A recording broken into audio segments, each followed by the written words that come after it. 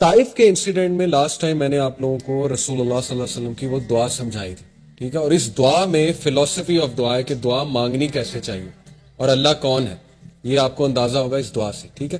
سیرہ کا ایک بہت بڑا فائدہ پڑھنے کا اور سمجھنے کا یہ ہوتا ہے کہ آپ کا زندگی کا فلسفہ کلیئر ہو جاتا ہے، آپ کو سمجھ آ جاتی ہے کہ زندگی میں نے کس کانسیپٹس کے ساتھ زندگی گزارنی، اور یہ بہت بڑی بات ہے، بہت بڑی بات ہے۔ دیکھیں، ایک اچھے ایجوکیشن سسٹم کا مقصد بھی یہ ہوتا ہے کہ ہمیں زندہ رہنے اور جینا سکھائے، یہ نہیں کہ بس ہمیں پیسے کمانا سکھائے، وہ تو ایک بہت ہی اس کا مائنر سا بینیفٹ ہے۔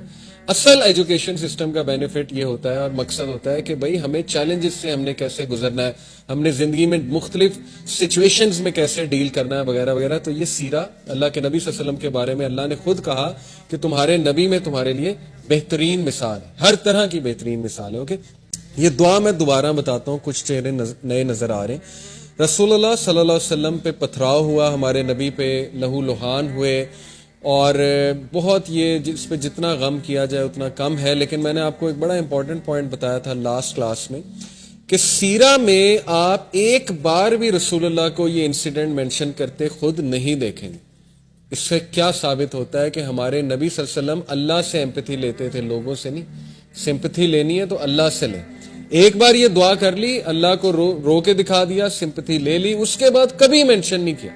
صرف تب مینشن کیا جب حضرت عائشہ نے خود پوچھا کہ آپ پہ سب سے ہیوی انسیڈنٹ کون سا تھا؟ کیا احد کا تھا؟ جو احد کی شکست تو نہیں کہیں گے، احد میں جو بھی حادثات ہوئے اس کے بعد تو نبی صلی اللہ علیہ وسلم نے ہاں پھر مینشن کیا کہ عائشہ تمہارے لوگوں نے مجھے بہت دکھ دیا تھا، یعنی طائف کے لوگوں نے۔ لیکن تب بھی کوئی ایسا سینٹینس نہیں کہا جس سے سمپتھی لینا جو ہے وہ واضح ہو رہا ہو۔ اس میں بڑا امپورٹنٹ پوائنٹ ہے کہ دیکھیں مسلمان سٹرونگ ہوتا ہے، سمپتھی اللہ سے لینی ہے۔ ہوتا کیا ہے، لوگوں سے آپ بہت سمپتھی لیں گے نا، ایک ٹائم آئے گا لوگ آپ کے بارے میں مائنڈ میں رکھ لیں گے، یار یہ تو ویک سا ہے، ایمی ہے، ٹھیک ہے نا۔ آلدو اچھے لوگوں سے شیئر کرنا کوئی حرج نہیں، سنسیئر لوگ ہوتے ہیں، اچھے لوگ ہوتے ہیں، لیکن اگر آپ نے ٹرولی سٹرونگ بننا ہے اللہ کے آگے روئیں۔ تو خیر، یہ جو دعا ہے اس پہ غور کریں۔ O Allah, to you I complain of my weakness of strength and my helplessness and loneliness before men. اے اللہ، میں آپ سے شکایت کرتا ہوں۔ سب سے پہلی بات کہ اتنا اللہ کے ساتھ ایفیلیشن، اتنا کلوز ریلیشن، اتنا بھروسہ، اتنا کانفیڈنس کہ اللہ کو اپنا دل کھول کے دے دیا۔ شکایت دو طرح کی ہوتی ہے، اس دعا سے یہ بھی ثابت ہوتا ہے، ٹھیک ہے۔ جیسے حضرت یعقوب نے سورہ یوسف میں آتا ہے، انما اشکو بسی و حزنی اللہ، بے شک میں اپنی شکایت، اپنا شکوہ کس سے کرتا ہوں؟ اللہ سے۔ شکایت یہ جو پہلی والی ہے نا، یہ تو جائز ہے۔ یہ کون سی والی شکایت ہے؟ اور یہ ایسنس آف توحید ہے ایکچولی، ٹھیک ہے، کہ آپ کمپلین کرتے ہیں اللہ تعالیٰ سے کہ اللہ میں بے بس ہو چکا ہوں اور آپ کی مرسی، آپ کی ہیلپ کے بغیر میں کچھ بھی نہیں۔ اور اس میں پتہ ہے کون سا والا ایلیمنٹ ہے؟ اب دیکھیں، رسول اللہ صلی اللہ علیہ وسلم کی ساری دعا جب میں آپ کو سناؤں گا، اس کا کرکس یہ ہے کہ اللہ کے نبی صلی اللہ علیہ وسلم اس لیے نہیں رو رہے تھے کہ ان پہ بہت زیادہ وہ ہوا تھا ظلم، اصل میں وہ اس بات پہ رو رہے تھے، زیادہ پریشان تھے کہ اے اللہ کہیں آپ تو نہیں ناراض، کہیں یہ پنشمنٹ تو نہیں ہے کہ میرے ساتھ اتنا کچھ ہو گیا۔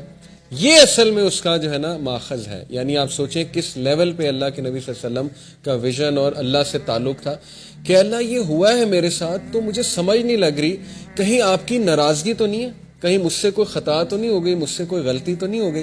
اس طرح کی بات کرنا، ٹھیک ہے نا، اور اللہ کے سامنے دل کھول دینا، یہ تو ایسنس آف توحید ہے۔ اور اس طرح کی شکایت جو ہے وہ جائز ہے، اس کو شکایت کہہ لیں یا کہہ لیں کہ اپنا دل کھول کے بیان کرنا، ٹھیک ہے نا۔ دوسری شکایت جو ہے وہ ہے اللہ کی قدر اور اللہ کی ڈکری کو ریجیکٹ کر دینا، ایکسیپٹ نہ کرنا۔